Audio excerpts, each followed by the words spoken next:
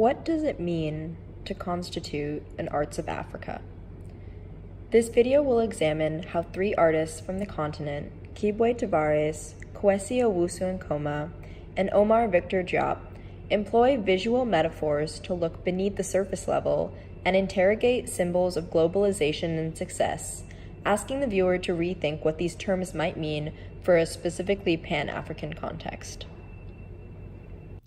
Though they work from different locations and in different forms and mediums to express their creative practice, each artist focuses on some conception of the moving image, whether it is Tavares' short film or Owusu-Ankomah and Diop's series of works.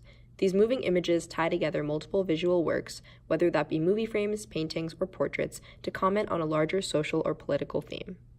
Another crucial creative practice these artists share is the use of visual metaphors to signal to the viewer to treat their work allegorically. What is a visual metaphor? Well, you probably know the term metaphor from your English class. It compares two things by using one to stand in for the other, drawing a connection between two unlike things for the purpose of revealing something like a commonality or connection about the two concepts.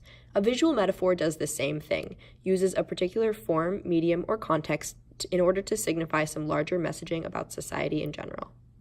Take, for example, Tavares' 2015 film Jonah.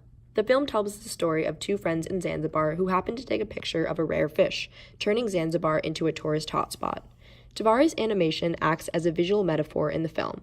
We see the city transform into a tourist hotspot through these sequences where newer and brighter infrastructure is built over the old city, obscuring what was once a fishing port and turning it into a spectacle for European tourists. The animation shows how the city is dressed up on the outside without changing the foundations or structures beneath them. The animation, quite literally, coats the city in a gilded exterior. Concurrently, we watch the slow decay of Mbwana's inner life, signified through his throwing up in the alleyway, alongside the decay of the fish that made him famous, signified through this animation of the fish swimming along covered in trash.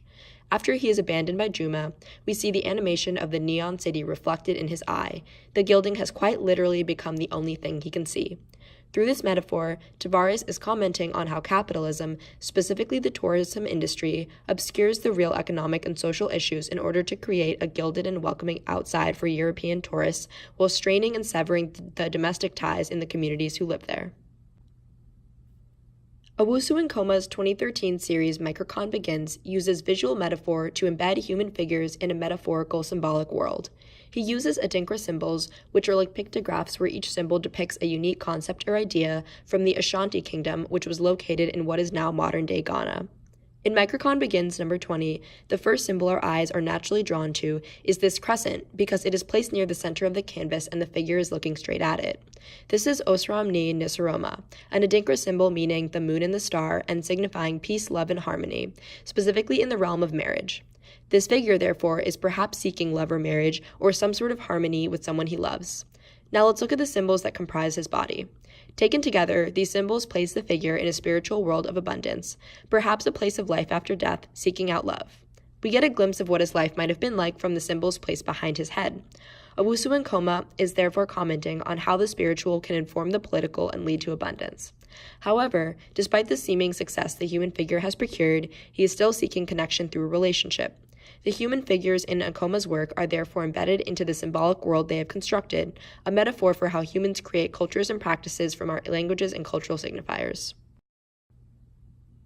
Finally, Omar Victor Diop's 2012 portraiture series, A Studio of Vanities, photographs artists, writers, activists, and other young creatives from across the African continent. The highly textured, highly stylized backgrounds and costumes represent each artist's unique creative practice, as they co-created these images with Diop. The mixed textures act as a metaphor for the conversation between these artists and their contexts. Take, for example, the portrait of Aissatou Sene, designer and fashion entrepreneur. Sene sits confidently on a stool in front of a densely textured background of whites, tans, and browns. In contrast, Sene wears a brightly colored geometric shirt, a calming skirt of blues and greens, and patterned shoes. Such a slew of different contemporary patterns against a busy yet tonally understated background suggests that Sene is standing out among a dense crowd. She is noticeable and unique, bringing together various fashion aesthetics to create a new and innovative look.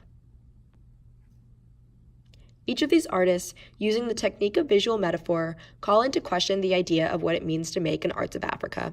Tavares is diasporic but works on the continent. Owusu-Ankomah emigrated to Germany from his home country as Ghana.